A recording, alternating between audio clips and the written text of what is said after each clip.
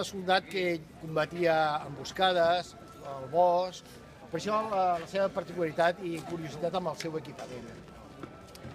Bueno, aquí tenim un company que va habilitat com a l'època.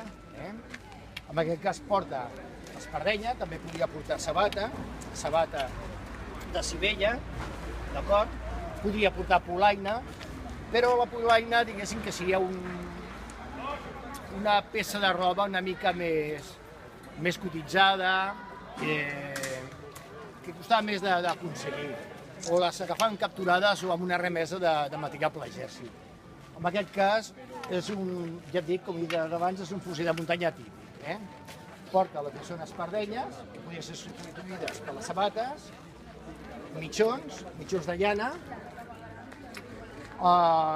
Normalment es portaven per fora del pantaló, però també es podia portar així. No és molt habitual, però es podia portar així. Porta un pantaló o un calçó ample, lligat per un botó aquí, un botó aquí a la cintura i un... Bueno, és poc important, però bueno, que sapigueu que és un pantaló molt ample, molt típic i hereu del segle XVII. Llavors va vestit amb un gambeto amb els colors típics del Barça, perquè els borbònics anaven de blanc, anaven com el Madrid, nosaltres anàvem com el Barça. No, bromes a part. És un gambeto típic amb els colors de l'exèrcit de Catalunya, blau i gira vermella, forrat per dintre amb vermell també, i botons forrats. Porta el que seria una armilla o una jupa de color vermell. Normalment eren de màniga llarga, no sé el company com la porta, màniga llarga, és correcte, també podien haure mànigues curtes. Llavors va habilitat amb un barret de 3 pits, el model típic i de l'època. Llavors què porta? Característica del fusell de muntanya, un fusell curt, ensenyi, sisplau. És un fusell curt de cua de peix que es diu, és un fusell que es pot moure molt bé pel bosc, no porta el fusell típic llarg de la infanteria línia, els companys que després vindran que han anat a fer una ronda. És un fusell amb una potència a foc molt acceptable i molt bona, va armat, gràcies, va armat amb una xarpa. M'explico.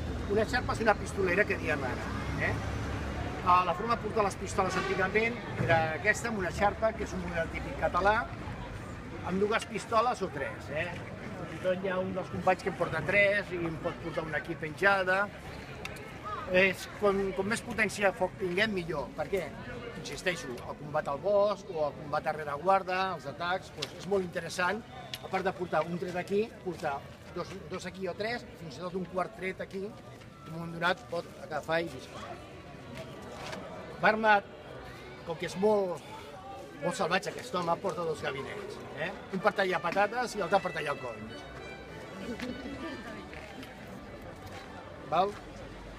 És el mateix model, curiosament és el mateix model.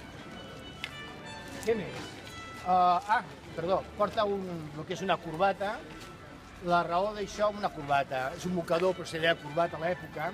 La raó per això és perquè la xarpa, al ser de cuir, no li faci mal amb el rossi amb el coll, al cap de les hores i els dies que porta. Li acabaria fent una llaga.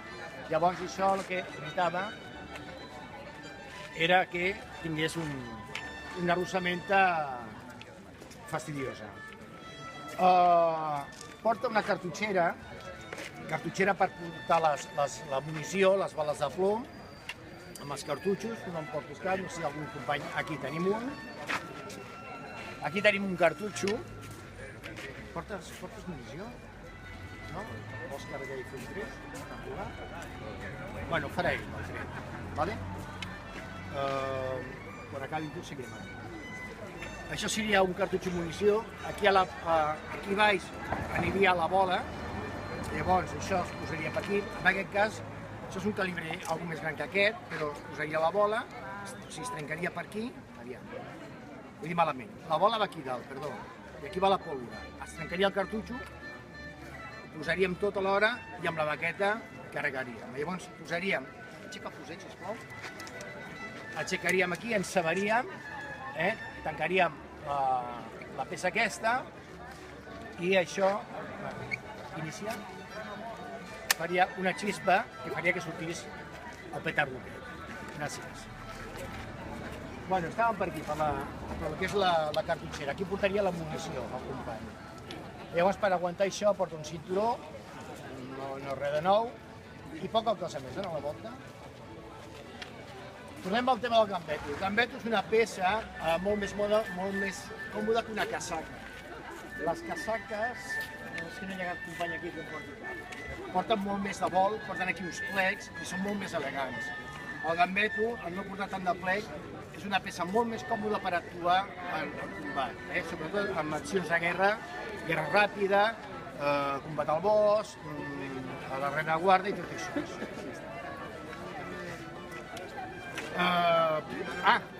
Porta un serró, a dintre del serró portaria les seves coses, pot portar el seu pa, el seu tabac, la seva tassa per beure ratafia, aigua o vi, el que volgués, i alguns estris per cosir-se algun botó, tot això. Bàsicament això. Preguntes? No sé si em deixo alguna cosa, Després passarem a tu. Després passarem. La baqueta o la cosa? La baqueta, tu mateix. Podria ser una baqueta metàl·lica de ferro o de llautó. A l'època és més aviat de llautó o de fusta, És correcte, això. De l'armeria.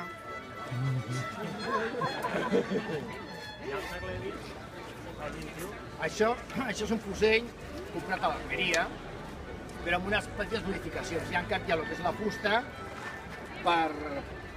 perquè fusells amb aquesta forma no existeixen, o sigui, no hi ha fabricants que en facin. Llavors nosaltres tenim un acord amb un fuster i tal, i modifica el que és la fusta. No modifiquem en cap cas, perquè està prohibit per la llei, el que és el fusell. És tot igual, per tant no fem una modificació de l'arma, sinó de la fusta. La Guàrdia Civil és igual que portis una fusta així, en forma de rodona o en forma d'estrella de vi. Els és igual. El que no es té que modificar mai és el que és el ferro. Ni el tubo, ni la numeració, ni el pany. Més? O cepillando. No teniu cap dubte? No. El ratllament és a partir del 1854, amb la guerra de Crimea. Els primers que porten fusells ratllats són els anglesos, amb els fusells amb els Elfins 1853. Però 100 anys, 150 anys posteriors. Els fusells són d'ànima llisa i ja està. Per això porten una bola. Els fusells de 1853 porten el que és la bala Minié. La bala Minié és una bala cònica i buida per sota per impulsar bé el projectil. Llavors porta unes estries al redor d'ell i fa que amb les estries del fusell surti més recte. Per això és un fusell. Penseu que la lluita al segle XVIII, segle XVII, sempre són formacions en línia. Tret que el 1853, a la guerra de Crimea, també existeixen les formacions en línia, però no són tan habituals. Llavors tira sempre cap al túmul. Aquí hi ha les dues bales. La rodona que fem ser nosaltres i la bala Minié. Sí. No. Bueno, això és un motlle per fer les bales. Les bales que portaria aquest fusell seria aquesta. Es agafa, es tanca... Perdoneu, un moment.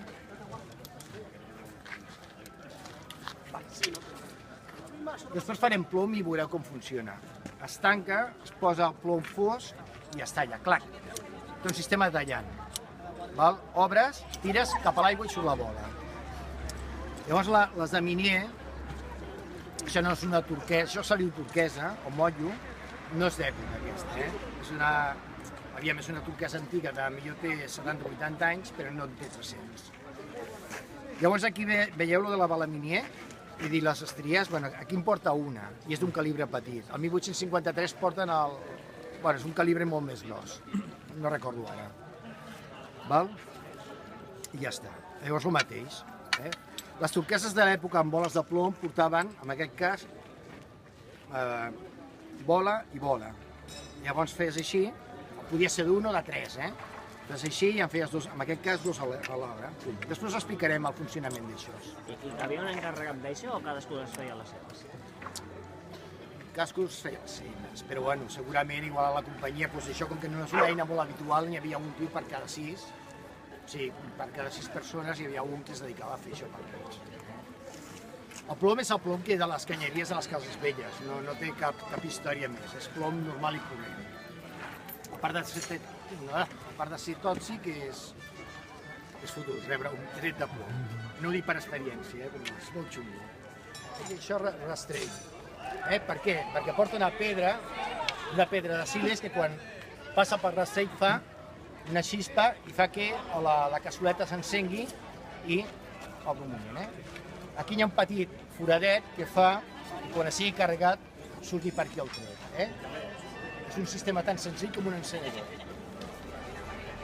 Ara carrega per davant, primer posaríem la bola, en aquest cas no tenim bola perquè no podem fer trets de veritat, fem foguets. Foguets en aquest cas se li diu posar-li només pólvora i ara li posaria, una vegada posar la pólvora li podia posar la bola, si és que no portés tot dintre el mateix cartutx. En aquest cas, ha posat la pólvora i ara imaginem que posem la bola, ara baquetem perquè sigui ben prensat.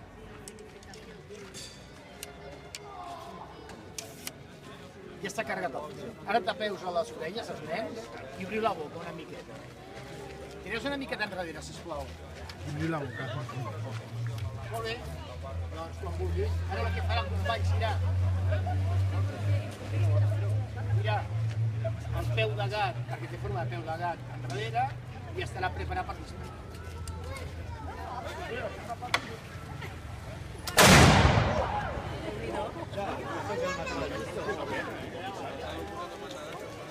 Molt bé. Seguiu-me!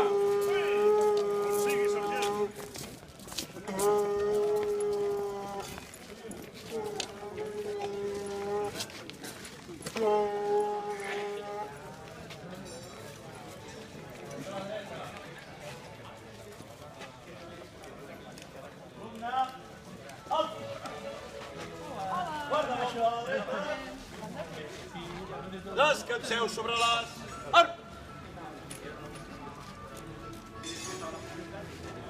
Descanseu!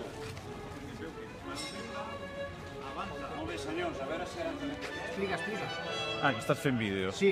Doncs, primer es talla el paper, se li dona la forma arrodonida, s'agafa la pólvora i es fa servir un mesurador, perquè depèn la quantitat, doncs això el vas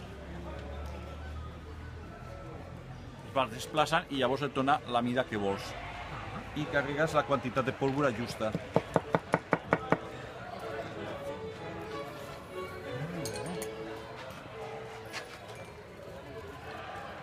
Llavors, en aquest cas, doncs, el cartutx, només, com és per salves, només porta pólvora. D'aquesta forma, el tirador només ha d'agafar el cartutx, trencar-lo i llençar la pólvora dintre. I després, quan es facin les demostracions, ja es podrà veure millor el sistema. Llavors, amb uns 8-12 grans de pólvora, ja n'hi ha prou per fer una salva. Una quantitat petita, però ja és més que suficient. I això és tot el procés, no té cap...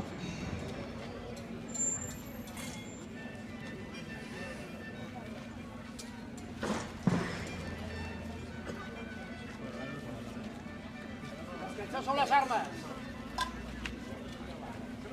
Imputació, presenteu, hop!